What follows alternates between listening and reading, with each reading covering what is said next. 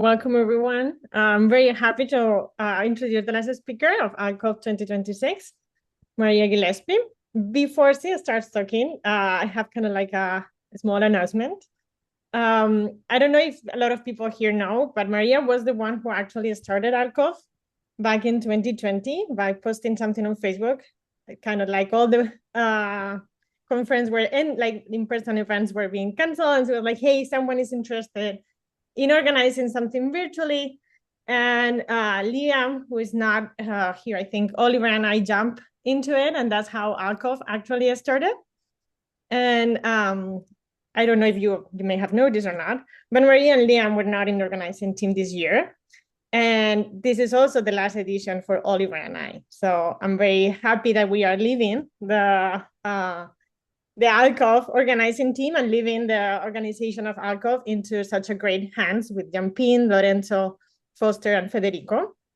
I'm also, I kind of like want to thank all the organizers, the former and the current ones, all of you for being here year after year. And even when the conferences are starting to be in person again. And just kind of like a quick reminder to everyone that this is an amazing community because we are all part of it and because we make it. So without saying more, because I'm going to get emotional, I'm going to just pass it to Maria. She's going to talk about assigned reversing involution for multicolor spaces. Thanks. Well, you've already made me emotional, so now I have to say something about this. I wanted to start out my talk anyway as the last speaker by thanking the organizers for this year. So please, all the claps that were for me before should all go like 10 times to the organizers this year. I can now say, as somebody who organized Alcove from 2020 to 2025, and now finally being a speaker in 2026, it's a hard thing to organize, and so these organizers really deserve a lot of credit. It's surprisingly hard for an online conference, and I think it's because, the spirit of Alcove is actually trying to recreate a lot of the benefits of in-person conferences, but online. And I just was so impressed this year seeing how that actually played out. Again, the icebreakers were amazing. There was like graphs with floating nodes of collaborators. It was just really cool every time I logged on. And I loved the poster session. All the talks were amazing. So I just wanted to start out by saying how awesome it was to see Alcove continuing like this. And yes, I'm so glad to see it in such good hands. I also just love having the opportunity to meet so many people from around the world that I never get to meet. There were definitely people from countries that were not marked on the map that I met in some of the breakout rooms and things like that. So I just love being part of this international community of algebraic combinatorialists. So thank you for having me speak here. And now I should stop blabbing and talk about some math. So I'm going to talk about a sign reversing involution that came up in multicolored spaces. So this is a generalization of the space of moduli of curves of genus 0 with n-marked points. And this is joint work of Vance Blankers and Jake Levinson. And so what I want to sort of communicate in this talk is a parallel that I want to make between Schubert calculus and moduli of curves, where I think there's a lot of room to do the same sort of success of Schubert calculus in terms of bringing algebraic combinatorics into those calculations, replicating that in the area of moduli of curves. I think it's sort of ready for some combinatorics. So let me make this parallel first. So going back to Schubert calculus, one classical question in Schubert calculus is given four general lines in three-dimensional complex projective space. How many lines are expected to pass through all four of them? And the answer to this question is well known. It is two. And one way of arriving at this is just by sort of writing down equations and so doing a bunch of algebra and solving, and that'll give you a quadratic equation, which has in general two solutions over the complex numbers. But as combinatorialists, we prefer the answer that there's two ways of filling the 2 by 2 box with standard Young tableau. So I did promise there would be a tableau in this talk, and this is the time that there's a tableau. So these are the two standard Young tableau in a 2 by 2 box. Just fill it with 1 through 4 in an increasing way to the right and up. So with a lot of algebra and geometry, cohomology theory, intersection theory, we can arrive at this answer by just counting simple things. And that's what we want to do in other contexts in geometry as well. For instance, Schubert calculus, understand helps us understand a lot of flat things, flags, planes, things like that. What about curves? So here's another enumerative geometry question we can answer. So given 5 general points, so you can see these, I don't know if you can see the little points here are red. There's 5 red points. And say they're in, again, complex projective 3 space. And you also specify a plane through P1, point 1, and a plane through point 2. So the red and gray planes are specified. How many degree 3 curves pass through all 5 points and are tangent to those 2 planes at those 2 points? So this also has a nice finite answer, and it's also 2 out of complete coincidence. There's no reason that it's the same. It's just they both happen to have 2 solutions. And I've drawn the 2 cubic curves here. One is black and one is blue, and they look sort of disconnected. But let me zoom out. Just to show you that if you zoom way out, I made this picture in GeoGebra, and you can see there's the 5 points like way off in the distance there, and the 2 planes are in there somewhere, and the big curvy blue curve and the big curvy black curve are 2 solutions to this problem. So there's always in general 2 solutions here, and the question is, what's the Tableau analog here, right? Well, there's lots of Tableau analogs in this area, and the most common one is trees. So instead of Tableau, we have trees, but also there's other combinatorial objects too. And just to give a little preview, just like in Schubert calculus, there's Tableau, there's pipe dreams, there's words and reduced words. There's all the things that people have talked about today and things that came up in the posters as well. In moduli of curves, there's trees, labeled trees, trivalent trees with like leaf labeled leaf labels, basically. There's also parking functions. There's and now we'll see today decorations is another thing that's coming up. So in Schubert calculus, we had the Littlewood-Richardson rule for computing these things, these intersections in general, with Schubert cells and Schubert classes in the Grassmannian, which is the GR24 is all 2-dimensional subspaces of 4-dimensional space. And you take one of these sigma 1s, which represents like all the lines passing through one of the lines in the 4 lines and 3 space problem, and then intersect all those sets, which is multiplying in the Chow ring. And so you take this intersection theory problem, and its answer is 2. We can tell the same sort of story in moduli of curves by representing this intersection theory problem as intersecting 2 classes in the Chow ring of what's called M05 bar, which I'll define in a little bit. And this psi 1 is indicating, okay, it's that plane at point 1, and psi 2 indicates that tangent plane at point 2, and again, there's 2 solutions. There is something analogous to the Littlewood-Richardson rule here called the string recursion for computing these things, and trees, again, are the analog to Young Tableau. So this moduli space of curves can be defined in 2 ways. The first way is this space of Veronese curves, which is how I sort of started out. Classically, V5 is the space of all cubic curves that pass through 5 given points in P3. In general, Vn we're going to define to be as the space of all degree n minus 2 curves through n points in Pn minus 2. And on the other hand, a completely equivalent, but not obviously equivalent definition is the moduli space of n marked points on P1 up to projective transformation. So M0n is the set of all ways of choosing n distinct points on P1, which I'm going to draw as a circle here, even though it's really complex P1, which is a sphere, but let's just draw it as a circle for simplicity. So if we have, for instance, in M07, you have 7 different distinct points, but it's up to projective transformation. So you can always choose the first 3 points, 1, 2, and 3, to be at coordinates 0, 1, and infinity, say. And because projective transformations of P1 are determined by where they send 3 points. And so really, this is a moduli space of dimension 4 in this case, because points 4, 5, 6, and 7 can sort of freely move in one direction, right, in one parameter. Whereas M03 is a single point. There's only this way of doing it. And it's not a compact moduli space because you're not allowed the points to collide, right? So they have to be distinct points. The reason is if all the points occupied the same position, there would not be 3 distinct points to sort of stabilize the automorphism group. So we have to have them distinct. And under this definition, Kapranov showed that Vn is isomorphic to M0n. Okay. So I want to sort of really emphasize this isomorphism, but also at the same time define the compactification that we'll need to do intersection theory, because you can't really do intersection theory on a non-compact, non-smooth space. Things just don't work very well. And so we need to compactify this space and actually do something about what happens when the points collide in the limit, what's going to happen. So I want to sort of also show the isomorphism here between V4, which is the set of conics through 4 points in the plane. So I'm going to mark these 4 points just at plus or minus 1, comma, plus or minus 1, and consider conics through it like a circle, right? That's a quadratic equation that passes through those 4 points. And on the right-hand side here, I'm going to draw the points of M04 bar, where I'm fixing the positions of 1, 2, and 3, and then varying 4.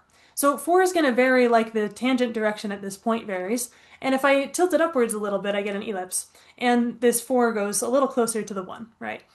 And then, you can tilt it upwards and get a taller and taller ellipse until when you get to vertical slope, or 4 being, at the 1, it breaks into 2 lines.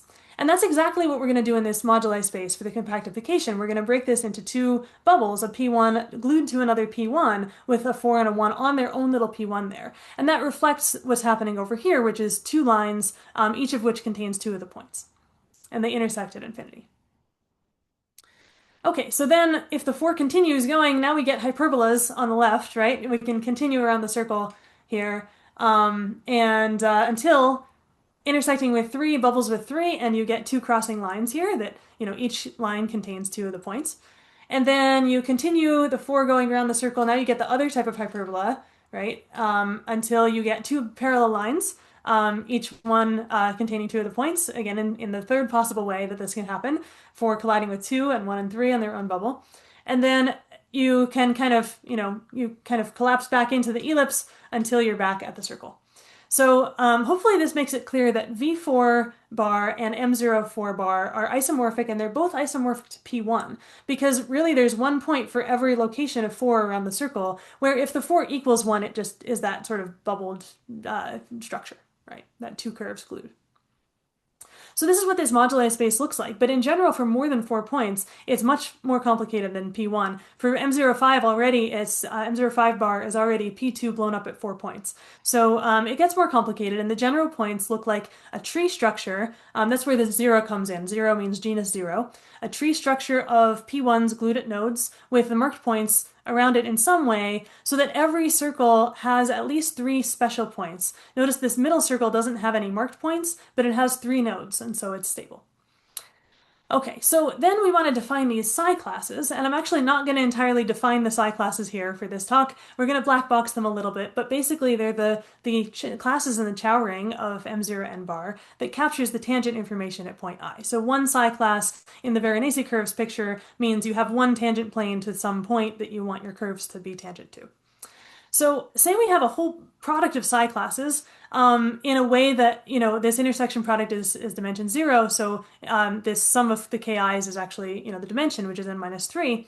This product of psi classes is actually n minus 3 multi-choose k1 through kn. So it's actually just n minus 3 factorial divided by the product of the factorials of all the k's. And so as an example, in our original problem, this formula tells us that psi1, psi2, since both of these psi classes have exponent 1, it's just 2 choose 1 comma 1, and that's the 2 that we ended up with, which is a much faster way of computing that there are 2 cubics that pass through those 5 points and tangent to the 2 planes. So it's really just a multinomial coefficient. But we can make it a little more complicated. And the variant I want to explore is the alternate compactification of M0n called a multicolored space. And this is a compactification where, before I said we can't have 2 points occupying the same space, because if all of them occupied the same space, it would be, unstable. But what if just some of them can occupy the same spaces as each other? This is perfectly well defined. So say you have at least 3 colors and you make every point have a color. So 1, 2, and 3 I made red here, and 4 and 7 are blue, and 5 and 6 are purple. And now what's the rule is that 1 and 2 and 3 can all occupy the same space as each other if they want, but like 3 and 4 would make a bubble. So things of the same color can occupy the same coordinates. So let's watch what happens when 3 approaches 2 in the limit it just collides with 2. Nothing exciting happens, right? So this is still well defined. Whereas if 4 comes along and tries to collide with the block containing 2 and 3, right, that block of points, that does bubble. So the 4 actually, sort of makes a new P1 with the 2 and 3, and the 2 and 3 can just sort of stay together. That's okay. Or then you can move it to a different point on the moduli space by separating the 2 and 3 on this component again. That's totally fine too. So now what's the product of psi classes here? Well, there's still tangent information in these moduli spaces. It's harder to make a Veronese curve picture, but it's still, the psi classes are still well defined. So now the psi class products, instead of just being a single multinomial coefficient, the existing formula that was known is an alternating sum of multinomial coefficients.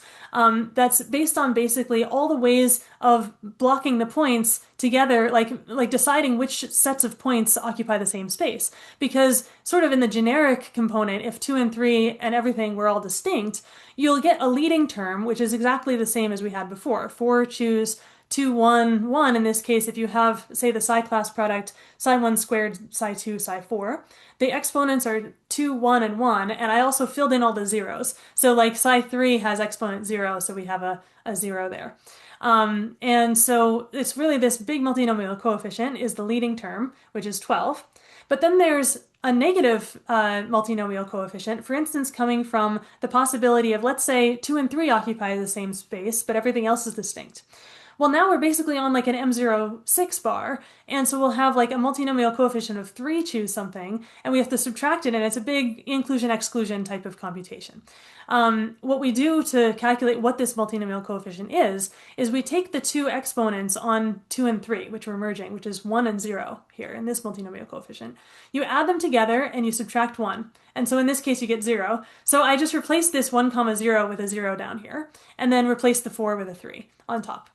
And so we get a negative sign because we sort of merged one pair. If we merge another thing, we'll do a positive sign and so on.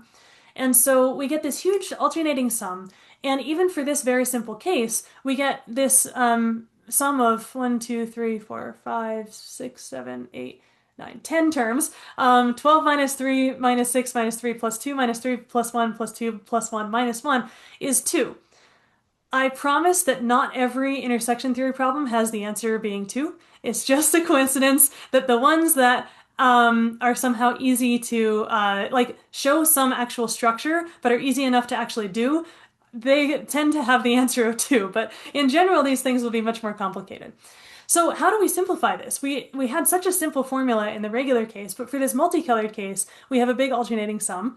And to simplify an alternating sum, one powerful tool is a sign reversing involution. If we can understand each multinomial coefficient as counting something, and it's a big set that's counted with sign, then we can match up the plus ones and minus ones using an involution that is sign reversing, and then just count up the decorations that remain if we only have positive decorations remaining. So this is what we're going to do, and I don't have time to go into all the details today of the sign reversing involution. It's on the archive if you're curious, but I do want to give an example of what these things look like. And so I'm going to have a poll here. We were talking before this talk about whether I'm going to have any tableau in my talk. I don't think the background on Schubert calculus really counts. So the poll is going to be after you see what I'm going to call a decoration, which looks like something like this, but is going to involve more decorations on it. Is this a tableau or is it not a tableau? Okay, so it does have sort of rows of numbers and some of them are in boxes. So we'll see. So what we're doing here is considering the moduli space where 1 through 6 are all red, 7 through 11 are all blue, and so on. So you can see the colors of the points here. And we're considering this psi class product up here. So I've even grouped them by color. And I put a box around every number that has a psi class in the product here. And so those are the boxes. And then we need to consider one of these terms. I'm going to show you what the decorations are that are counted by 11 choose 6221 in this case, which corresponds to this particular set of blocking, where I choose some blocks of all the same colors of which ones are colliding, right? So let's say 1 and 3 collide, 2 and 6 collide, 7, 9, and 11 collide, and 18 and 19 collide. We're going to call those blocks. And the definition of a hue is the elements of a block that are boxed, right? So the boxed elements in a block, you restrict it and you get a hue. So once we define these blocks and these hues, what we're going to do to, first of all, get 11 special things is eliminate all of the, everything that was sort of merged into a block. So everything that's not the minimum element of its block, I'm going to put an underline. So this is my first decoration of this diagram. I'm going to underline the 3 and the 6 and the 9 and the 11 and the 19 because those are all not the minimum elements of their blocks. Then once I've underlined those, how many numbers are left? Well, there's 14 left that I haven't underlined, but I want to get down to 11. And that's the funny thing about this moduli space. There's always 3 special points you have to sort of get rid of. So I'm just going to arbitrarily cross out 1, 7, and 12. I promise that this is a totally fine choice. There's a lot of other equivalent choices you can make that are also totally fine. But just to choose something canonical, cross out the first 3 things in the first column. And then the rest of the things that aren't underlined or crossed out, there's 11 of them, and I'm going to distribute 6, 2, 2, and 1 of these hues as labels of these numbers in any possible way. So here's one possible decoration. And then just to make the decoration look a little more uniform, I'm going to do something that's not really making a choice. I'm going to relabel now any underline letter with their hue. So 3 is going to be labeled 1, 3, for instance. So everything now has a hue except the crossed off letters. And the reason I put these back is these multiplicities. 6 was the number of times I used hue 1, 3, right? 2 was the number of times I used hue 2, and so on.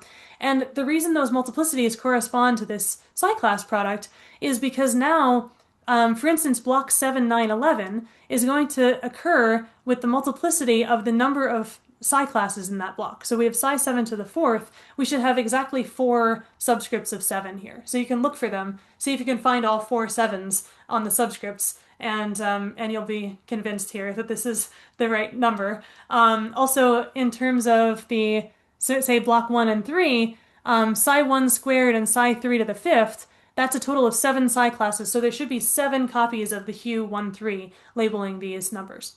And so, where a decoration is really labeling the numbers with hues and underlines so that it's capturing how many psi classes we have here.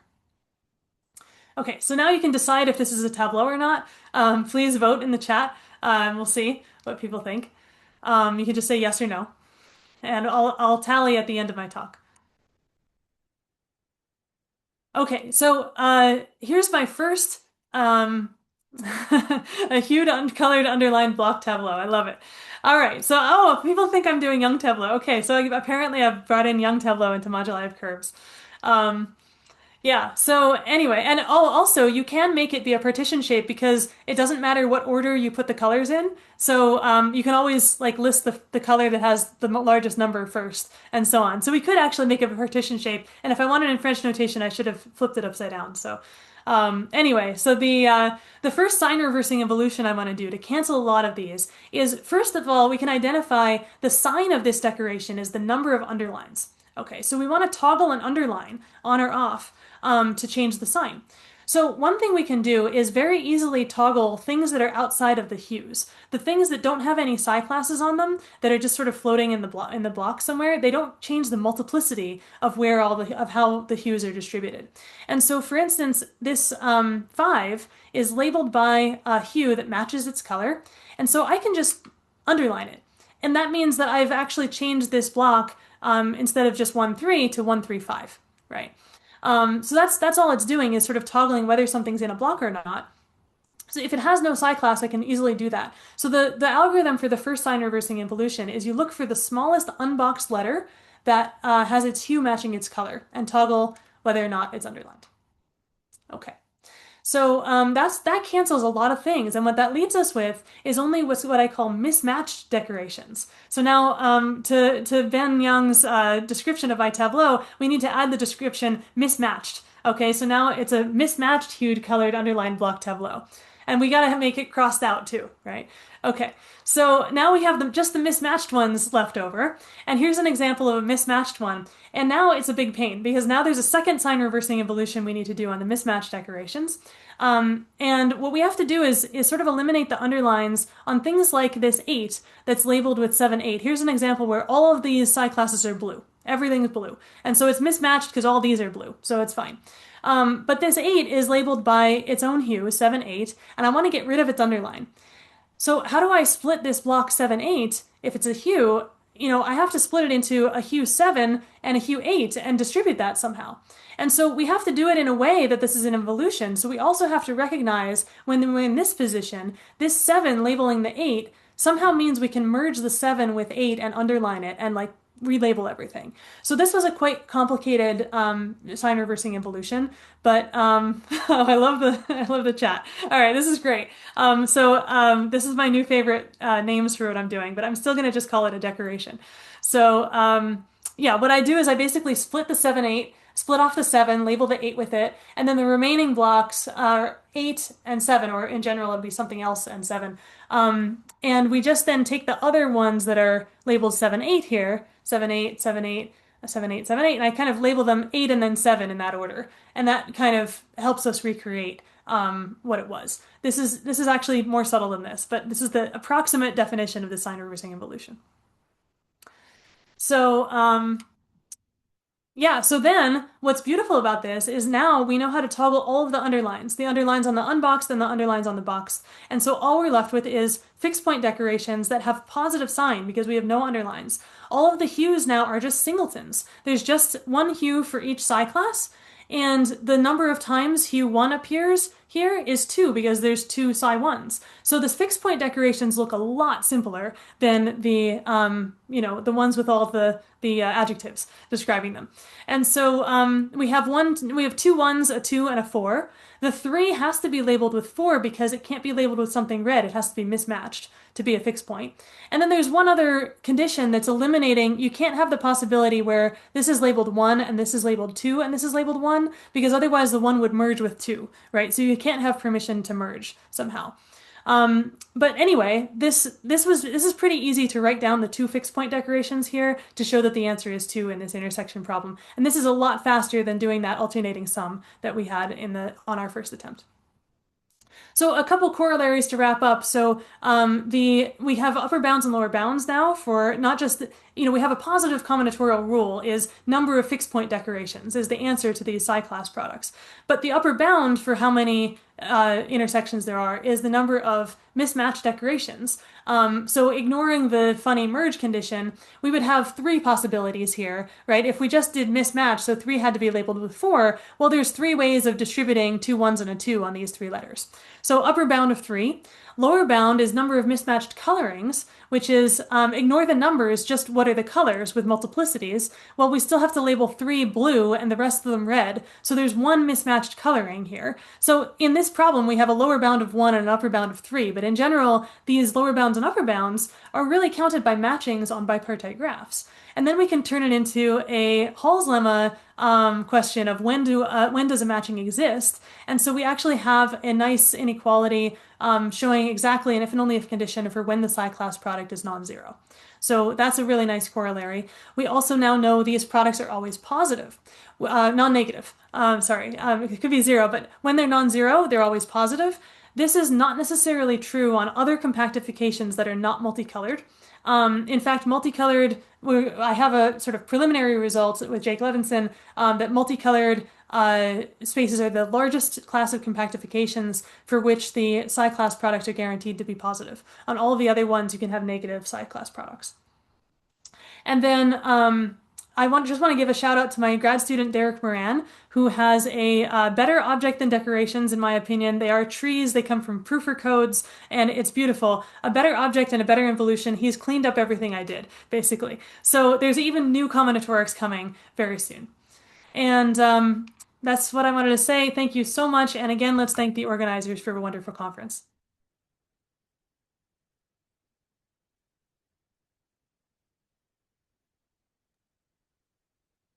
Okay, questions for Maria?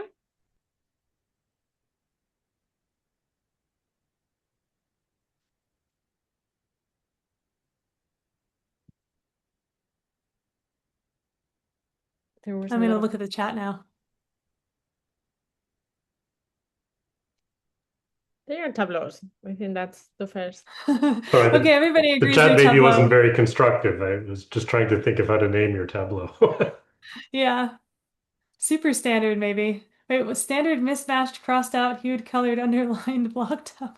Yeah, it's a typo. The S always stood for superstandard. I see. There we go. I love it. So Maria, I don't know a lot about modular spaces, but like you were doing this thing of like, let's take Schubert calculus and try to do it on the other side. Hmm. What about the other direction? Is there something that Schubert calculus can learn from? Oh, wow. Sure. Yeah. There's definitely connections between Schubert calculus and moduli curves, especially M0 n bar. There's a whole hierarchy thing with MG n bar where you have higher genus. But in the genus zero setting specifically, M0 n bar can actually be constructed as a sort of quotient of GL2 comma n by some torus action, I think. So yeah, it's like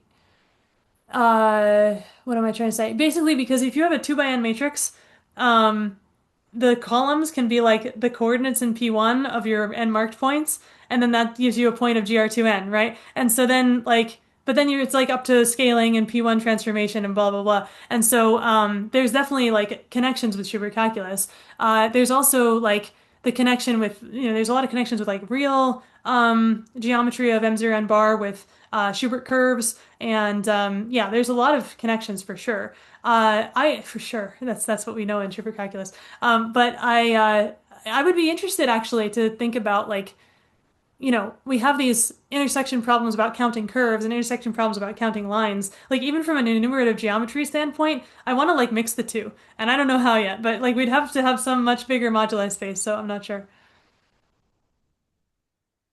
Oh, Have you thought about John?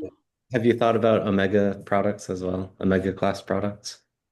Or that's Here's the problem with omega class product. Yeah, I have thought about this a lot. Yes, it's very hard to define omega classes on multicolored spaces because the forgetting maps don't work very well. So you don't have this like chain of forgetting maps anymore. So background for everybody else, omega classes are pullbacks of psi classes under forgetting maps where you forget one marked point. But if you forget like a red point, you still have a bunch of red points, and it's no longer a universal cover. And also then like what order are you forgetting in? And if you forget a whole color, then you have a danger of getting down to two colors, and that's not good. So you have to be really careful. And so there's not really a well-defined way of doing omega classes, especially because this Veronese curve picture and the Kapranov map and the Kapranov embedding doesn't really work anymore. So I tried to find like an embedding of the multicolored spaces in a product of projective spaces, and you can do it because it's a projective variety. I mean, you can always embed in some large enough product of projective spaces, but it's a pain. It's not really nice.